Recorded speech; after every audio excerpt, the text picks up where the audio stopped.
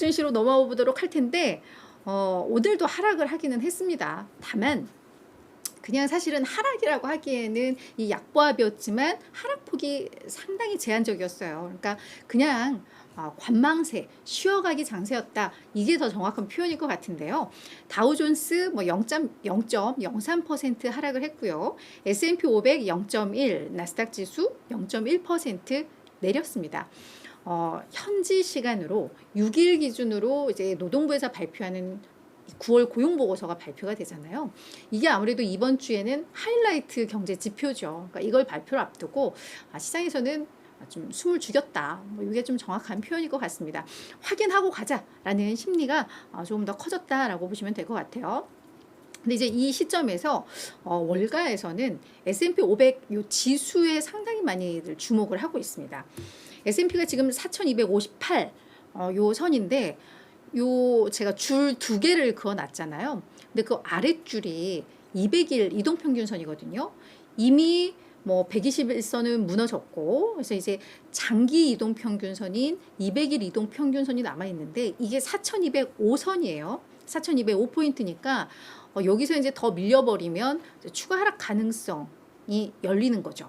200일선이 무너졌던 게 지난 3월 막 증시 막 급락하고 저점 나왔을 요 당시니까 이게 무너지면 시장이 조금 더 힘들어질 수 있다라는 것 때문에 200일선 지지 여부에 시장의 촉각이 많이 곤두서 있는데 이 내용 이걸 좀 흐름을 보시면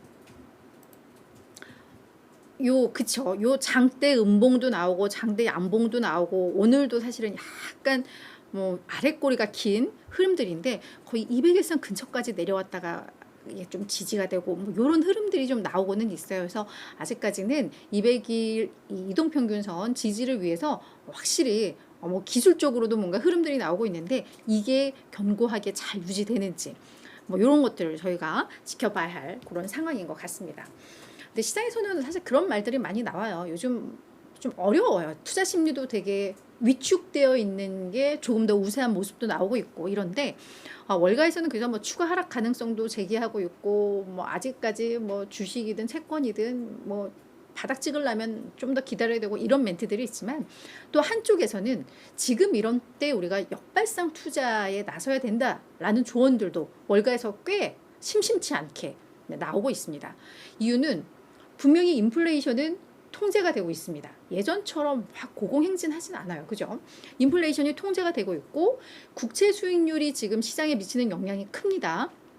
그래서 10년물 금리가 한 5% 터치 가능성은 많이들 그 가능성을 열어두고는 있습니다만 거의 그게 끝이라는 거예요. 국채 수익률 상승에도 한계가 있다라는 거죠. 그래서 역사적으로 봤을 때 이 4, 5% 정도가 되면 이제 거의 올 만큼 왔다. 그런 점에 있어서 그리고 지금 심리가 너무너무 위축되어 있고 이런 과도하게 위축되어 있는데 이런 국면에서 오히려 역발상적으로 조금 더 용기를 내서 좋은 종목들 오히려 싸게 살 기회로 삼으면 된다라는 의견들도 나와요. 그러니까 저희가 너무 시장에 대해서 공포심을 가질 필요는 없을 것 같다라는 말씀 드리겠습니다. 다만 좀 아쉬운 건 저희가 뭐 현금을 가지고 시장을 지켜보는 게 아니죠. 이미 샀던 거 물린 상태로 마이너스가 어디까지 가될 것인가를 지켜보고 있다는 점에서 뭐 이런 말들이 큰 위안은 되진 않겠지만 우리의 계좌에서도 이제 좋은 날이 올 거라는 그런 기대감 저희가 가지면서 하루하루 대응하면 좋을 것 같습니다. 자, 그러면 간밤에 나왔던 뭐 주요 지표라던가 주요 일정들 내용들을 좀 보도록 할게요. 먼저 오늘 주요했던 지표는 주간 신규 실업 청구 건수입니다. 뭐 주 단위로 계속해서 나오고는 있습니다만 이번 주는 고용 지표의 한 주예요. 그래서 ADP 고용 변화 나왔고 이제 뭐 9일 이직 보고서도 나왔고 오늘은 주간 신규 실업 수당 청구 건수인데 이게 20만 7천 건으로 집계가 됐습니다. 전주보다는 오히려 조금 늘었어요. 2천 건 정도가 늘었습니다. 다만 시장의 예상은 21만 건이었으니까 요거는 좀 하회를 하면서 요 신규 실업 수당 청구 건수는 그냥 약간 중립적인 재료로 시장에서는 해석을 했습니다. 그게 오늘 지수로도 이어졌죠. 다만 약간 좀 재미있는 건 금 가격입니다. 증시가 이렇게 흔들리고 사실 뭐 이러면 지금 그러니까 안전자산 선호 현상이 강하니까 증시가 이렇게 밀리는 거잖아요. 위험자산 회피 현상. 그러면 금 가격은 올라야 되잖아요. 우리가 그냥 이론적으로 봤을 때. 근데 금 가격도 뭔가 불안합니다. 지금 또 특히나 금 선물 12월 인도분 금 선물 가격에서 간밤에 이제 데드 크로스가 나왔습니다.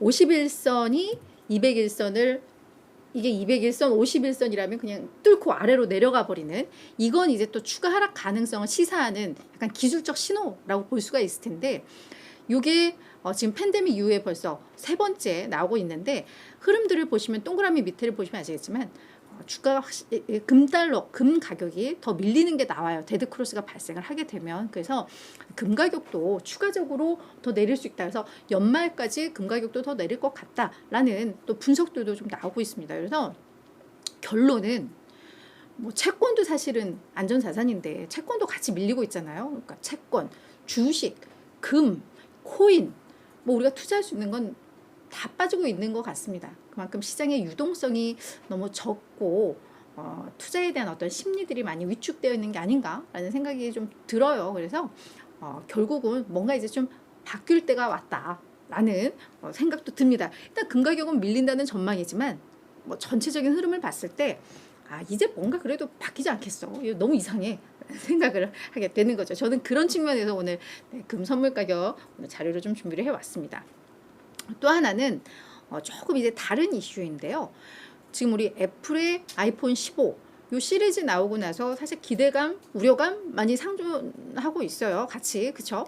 근데 중국에서 이 수요가 생각보다 부진할 것 같다라는 이런 신호가 이제 나오고 있다고 합니다. 이게 UBS에서 오늘 이야기를 한 건데, 이거에 대해서 분석을 한 건데요. 아이폰 15 이 프로는 고가 라인이죠. 프로가 고가 라인에서 두 번째고, 그 다음 프로 맥스가 가장 고가 라인인데, 그 중에 이제 이 프로의 대기 시간이 지금 19일에 그치고 있다고 합니다. 그러니까 내가 아이폰 15를 신청하고 나면 19일 후에 그거를 제품을 인도를 받게 되는 건데, 뭐 이 정도면 괜찮은 거 아니야? 라고 우리가 생각할 수도 있지만, 아이폰 14 요 프로의 대기 시간이 32일이었다고 해요. 그러니까 확실히 좀 짧아진 거죠. 물론 이 14 때는 아이폰 공급이 좀 제약을 받았어요. 부품이 부족하고 막 이러면서, 그죠? 그리고 뭐 아마 생산했던 그 폭스콘 공장에서 노동자들 이탈하고 이러면서 아이폰 그때 공급 자체가 뭔가 문제가 있었어요. 14 때는. 그래서 뭐 32일 정도로 길어졌던 거 아니야? 라고 이제 생각도 할 수 있는데, 그건 아니라는 거예요. 아이폰 13으로 나가보면 이게 대기 시간이 이렇게 한 19일, 21일 요 정도로 짧아지기까지 이 13이 나오고 나서 약 2개월이 걸렸다고 하거든요. 그러니까 뭔가 이번 대기 시간은 13, 14와 비교했을 때 뭔가 좀 짧다. 그래서 이 얘기는 아이폰 15에 대한 중국 내에서 수요가 생각보다 강하지 않음을 시사한다라는 분석이거든요. 그래서 요 흐름들이 앞으로 어떻게 전개될지, 이게 결국은 뭐 애플의 주가와도 밀접한 영향을 미칠 수밖에 없기 때문에, 이런 내용들도 오늘 좀 제가 정리를 해왔습니다. 오늘 간밤에 애플 주가는 그냥 강법 정도였던 것 같아요. 그래서 아직까지 큰 타격은 없습니다만, 이런 흐름들이 계속 지속되고 이러면 실적에 대한 눈높이가 낮아질 수밖에 없고, 그러면 또 약간 불안해지는 뭐 그런 내용들이 있어서 약간 선행지표격으로 이런 것도 한번 정리를 해드렸습니다. 우리 형통TV님도 와주셨네요. 네, 희망을 가지려면 당분간 계좌를 열어보지 않는 걸로.